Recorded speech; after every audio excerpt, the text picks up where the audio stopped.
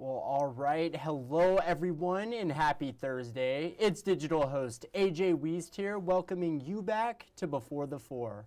Of course, the live stream where I go through some of 48's top news stories, and then some before our 4 o'clock newscast. Of course, I say it every day, wherever you're watching Before the Four this afternoon, whether it's on Facebook, whether it's on YouTube, or the 48 Now live stream. As always, thank you so much for watching and spending just a bit of your afternoon here. Now, a first alert weather day has been activated for tomorrow due to the chance of severe weather. Let's turn over to 48 First Alert Chief Meteorologist Brad Travis to see what we need to know. Brad? Tracking that potential for a few strong and briefly severe thunderstorms tomorrow. The frontal boundary is going to really kind of fall apart late and overnight as it's tracking in from the north, but we'll continue to monitor that. The good news is it pushes south. It takes some of that instability with it, so the bigger threat may not come with the next cold front. But we're definitely getting a colder blast of air, and that's going to start coming in through the day Sunday. Here is your look at First Alert Weather Day for Friday. 73 degrees for the high. Main concern is an isolated damaging wind gust or two. Then 73 Saturday. The afternoon looks good, but late evening showers a possibility. This Arctic front's coming in, and whatever available moisture is there, it is going to use it to its advantage to produce a few showers. Here's a quick look tomorrow.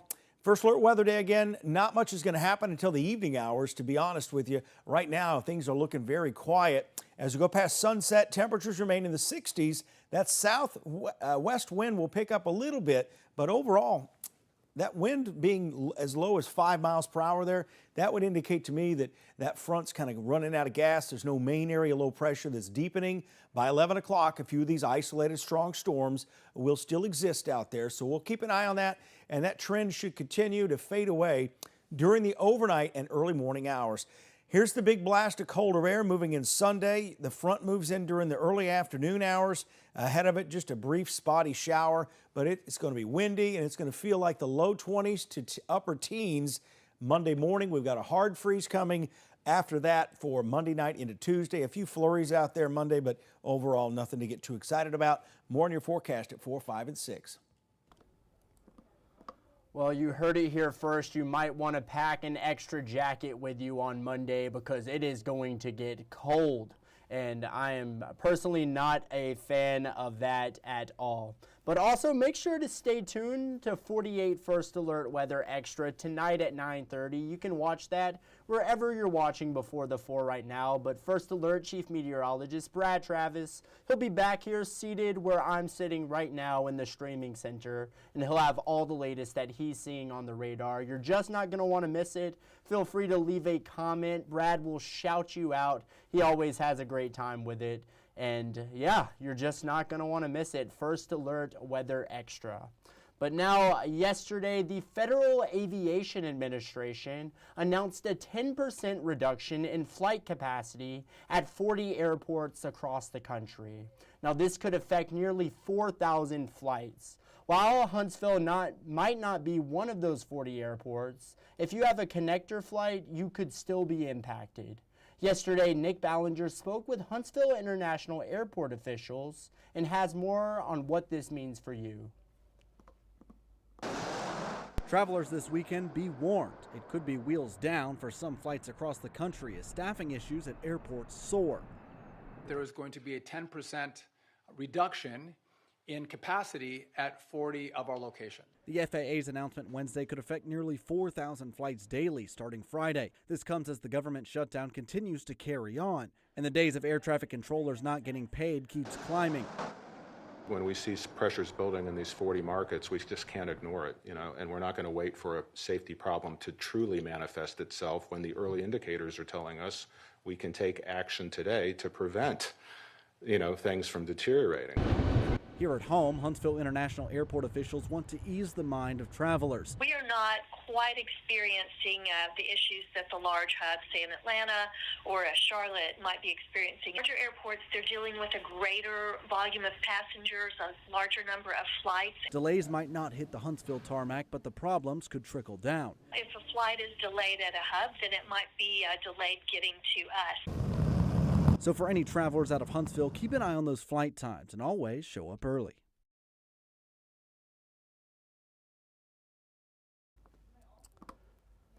And now let's talk healthcare. Many families who could afford their healthcare this year could be seeing their premiums double or even triple next year. 48's Callie Neese spoke with officials at Alabama Arise. Let's take a listen to what they had to say. Robin Hayden from Alabama Arise told me that families that could afford their health care this year may see their premiums double or triple next year. Alabama Arise is a group of organizations focused on advocating for people in poverty. Hayden says many people who are receiving health care from healthcare.gov are receiving enhanced premium tax credits or subsidies to make these plans more affordable. The credits are due to expire in December. Democrats want the credits to extend now. Republicans say that debate can wait for later. That's the main sticking point that has shut down the government since October 1st. We want Congress to hear loud and clear from people who are directly impacted by this. Hayden says that's because they are finding a lot of families that are looking at huge spikes in their premiums. With no clear answer on credits, the insurance marketplace is operating on the assumption that they're gone, which is driving prices up. Well, we have seen letters from some of our partners that said, your plan, which was previously $300 per month out of pocket, is now going to be $800 per month out of pocket. Adding that some families may choose to go without health care because of this. Yeah, I do think we are in a healthcare crisis in our state and in our country. We already in Alabama have a crisis of rural healthcare providers and hospitals closing because they don't have enough paying customers. And that is because of how many people are uninsured. I didn't ask anyone who is directly affected by this and wants to share their story to contact Cover Alabama and Arise Alabama. Reporting in Huntsville, Callie Neese, 48 News, on your side. And I'm checking the Facebook comments here. I see Roberta Smart is on this afternoon. She says, good evening, everyone. Good evening, Roberta. Thank you so much for tuning in to Before the Four this afternoon. Now, with that, we're going to take a short break, but coming up, the jury deliberating in the trial of Lauderdale County Judge Gil Self. Aria Pons, who's been covering that entire trial, recaps everything we know thus far, and highlighting a star football player at Scottsboro High School who is currently ranking in the top 5 in one statistical category. Now, of course, this is a national ranking. It's all ahead. We'll go through it all in just 1 minute.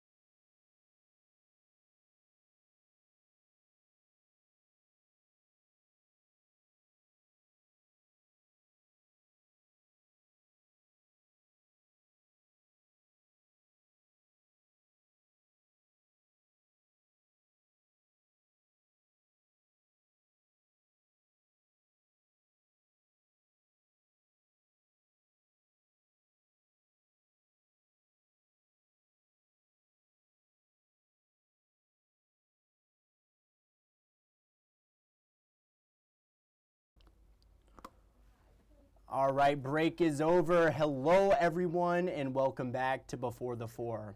Now let's head out to Lauderdale County, where the trial for Judge Gil Self has been underway for the past week.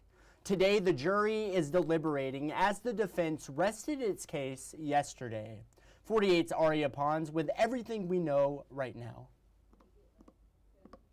After 2.5 weeks, closing arguments have finally been given in a Lauderdale County judge's trial. Now this trial will be placed in the hands of the jury. Closing arguments lasted the whole day on Wednesday with a packed courtroom listening in. Prosecutors with the Attorney General's office started by going through each of the 18 counts Gil Self faces and explaining what each charge is attached to. They say Self intentionally used county funds to pay for personal items such as vacations, a couch for his home, prescription sunglasses, and more.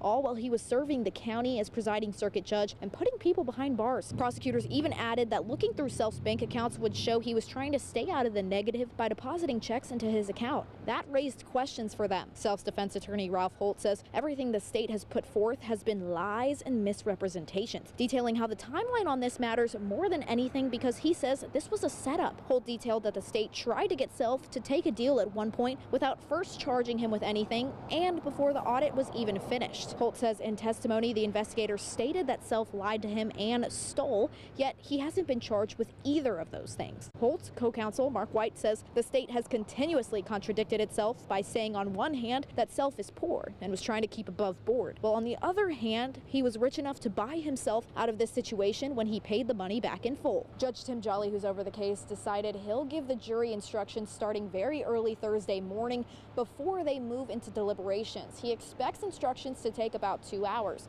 Reporting in Lauderdale County, Aria Pons, 48 on your side. All right, and again, the jury is deliberating today, so there could be a verdict this afternoon. We're still awaiting the verdict as that jury is deliberating. But now let's talk some high school football. Plenty of games happening tonight here in North Alabama for the first round of the playoffs. We'll get to all that, but first let's talk about this standout Scottsboro Wildcat who's ranked 4th in the nation in interceptions. 48's Kaylee Tinglestad reports. Scottsboro Wildcats football standout Connor Vaden is making school history as a sophomore.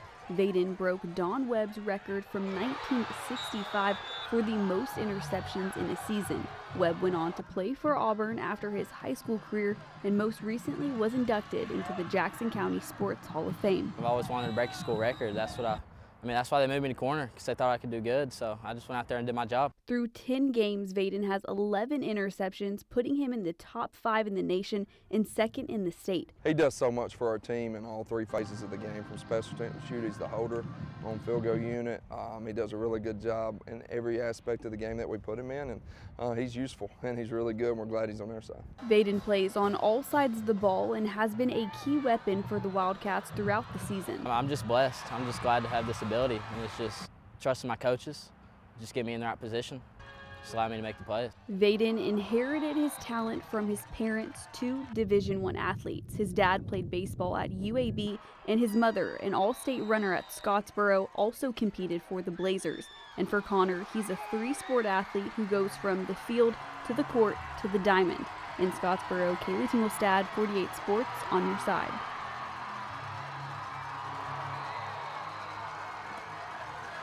Well, good deal. And now let's look at some of the games happening tonight. Now, a lot of teams here in North Alabama are playing tonight due to the weather. Tomorrow night, they don't want to deal with the rain, the potential for severe weather. I definitely understand that. But let's look at some of the games happening tonight. And we are going to pull up WAFF.com. This is under the sports section. You'll go to high school scores or latest scores, and here are the matchups tonight. In 1A, we have Ragland facing off against Addison, Spring Garden, Hackleburg. We have North Sand Mountain, they are facing Lexington, Winston County playing Pleasant Valley, Sandrock, Red Bay. A lot of different games happening tonight, as you can see. In 3A, Rogers Geraldine, we have Whitesburg Christian facing off against Mars Hill Bible. We have Phil Campbell in Piedmont, Lauderdale County and Fife tonight as well in 3A. And then 4A, I see Randolph West Morgan. I see Brooks in Plainview. That could be a really interesting game there. Arab in Fairview, West Point, Scottsboro, Priceville against Gunnersville, Boaz. Well, that is tomorrow, the Boaz game. And then, as you can see, the 6A teams are here and the 7A teams are here. And you can find all of this and the scores as they come in. We update the website as we get these scores in real time. So you can see all of this on WAFF.com. You'll go to the sports section and then high school scores. Y'all, it's exciting. It is hard to believe it is already in the playoffs. That is so crazy to say. But now let's go into the stories you're just not going to want to miss coming up in our evening newscasts. Of course, Huntsville hosting a resource event for federal employees during this ongoing shutdown.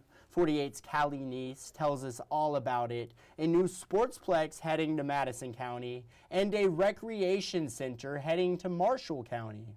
And these are just a few of the stories you're just not going to want to miss coming up in our evening newscast. And as I promised, we have Facebook fun today. Our Facebook question of the day: what's a luxury you thought you'd never need but now can't live without? And for me, I have to say, heated seats. I just got a brand new car, and I've been having some back issues as of late, and these heated seats have done wonders. I love my heated seats in my new car, and that is definitely a luxury I thought I'd never need, but now I don't know what I would do without those heated seats. Love them so much. But let's see what you all had to say. What is a luxury item you thought you'd never need, but now you can't live without it? Filtered ice and water in the door. Ron Henry said his four-wheeler. Hey, absolutely. I used to have a four-wheeler when I was young, and that was just so much fun to drive around. It was a Kazuma 50. Gary Amos says DoorDash. I'm more of an Uber Eats guy, but pretty much the same thing there, absolutely. Kim said Sirius XM radio. I have a free trial to Sirius XM, and I was listening to a bit of their greatest hits station earlier today. Found some pretty good new songs. Melinda said the internet, of course. Hey, Rhonda and I are on the same playing field. Heated car seats. Absolutely. I don't know what I would do without those heated seats. And then Diana Grimmett said Wi-Fi. Definitely gotta have Wi-Fi. 100%. Thank you for commenting. Brock said heated and ventilated seats. Getting fancy on us. Brock, thank you so much for commenting. And let's see, do we have any? Oh yeah, I skipped this one earlier. Angie said filtered ice and water in the door of the fridge. And let me tell you, honestly, ice is a luxury. I remember when I was living in the dorms when I was in college, I would have to drink my water. I would fill up my water in the water fountain. Did not have an ice machine, did not have a fridge that had ice.